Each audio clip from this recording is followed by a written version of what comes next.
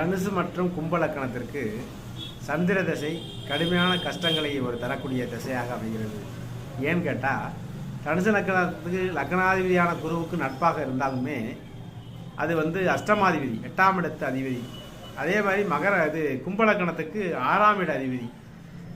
6ஆம் இடங்கிறப்ப கடன், பிணி, எதிர்ப்பு, நோய் போன்றவை தரக்கூடிய இடம். அதே மாதிரி 8ஆம் இடம் வம்பு, சண்டை, வழக்கு, மான, அவமானம் போன்ற விஷயங்களை தரக்கூடிய இடம்.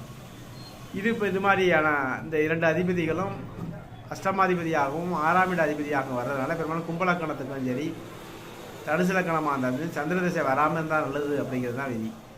அப்படி தனுசு லக்கணத்துக்கு சந்திர திசையே சந்திரன் ராகுவோடு இணைஞ்சு சனி பார்க்கறது, சந்திரனோட சனி இணைகிறது, சந்திர ராகு சனி இணைஞ்சிருக்கிறது, இது போன்ற அமைப்புகள் இருந்தால் அந்த சந்திர திசை கடுமையான கஷ்ட நஷ்டங்களை ஜாதகருக்கு கொடுத்துரும்.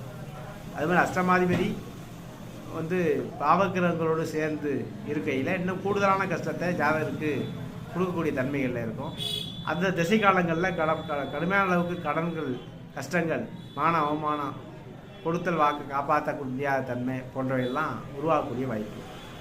அதே மாதிரி கும்பலக்கணத்துக்கு சந்திர திசை 6ஆம் இட அதிபதி அவை உச்சம் பெற்று நிற்பதோ அல்லது சந்திர திசையோடு வேறு விதமான சுபகிரகங்கள் சேர்ந்த நிலைகளில் ஓரளவு பலனை குறைக்கும். அதை பாவர் சேர்ந்தால் சந்திரோட ராகு சேர்ந்து அல்லது சனி சேர்ந்து, சந்திரோட ராகு சேர்ந்து சனி பார்க்கறது, இது போன்ற அமைப்புகளில் கும்பலக்கணத்துக்கும் சந்திர திசை கடுமையான கஷ்டங்களை, நஷ்டங்களை தரக்கூடிய ஒரு திசையாக அவை அமைஞ்சிரும் அப்படிங்கிறத தெரிஞ்சுக்கணும். அப்போ இந்த 2 பேர்களுக்கும் இந்த சந்திர திசை அப்படிங்கிறது வரும்பொழுது கடுமையான கஷ்டங்களை சந்திரிக்கக்கூடிய தன்மைகளில் இருக்கும். அதே மாதிரி தான் இப்போ மீனலக்கணமாக இருக்குது. மீனலக்கணத்துக்கு 3, 8 கூடிய சுக்கிர திசை வரக்கூடாது. சுக்கிர திசை கடுமையான கஷ்டம். சூரிய திசை அதுமாதிரி மீன லக்கணத்துக்கு சூரிய சுக்கிர திசைகள் அவயவ திசையாக அமைஞ்சிருக்கு. தனுசு லக்கணத்துக்கு சொன்ன மாதிரி மீன லக்கணத்துக்கு அது மாதிரி. இப்போ மகர லக்கணத்துக்குமே அஷ்டமாதிபதியான சூரிய திசை வந்தால் கடுமையான கஷ்டங்களை கொடுக்கும். மேச லக்கணத்துக்கு 3, 6 கூடிய புதன் திசை வந்தால் கடுமையான கஷ்டங்களை, நஷ்டங்களை கொடுக்கும். ரிஷப லக்கணத்துக்கு குரு திசை, அஷ்டமாதிபதி திசை வந்தால். அது மாதிரி கடக சிம்ம லக்கணங்களுக்கு சனி திசை வந்தால் கடுமையான கஷ்டம். துலா லக்கணத்துக்கு 3, 6 கூடிய குரு தசை. அதுக்கு அடுத்தபடியாக விருச்சிக லக்கணம் எடுத்துக்கிட்டால் 6, 12 கூடிய செவ்வாய் தசை கடுமையான கஷ்டங்களை, நஷ்டங்களை கொடுக்கும்.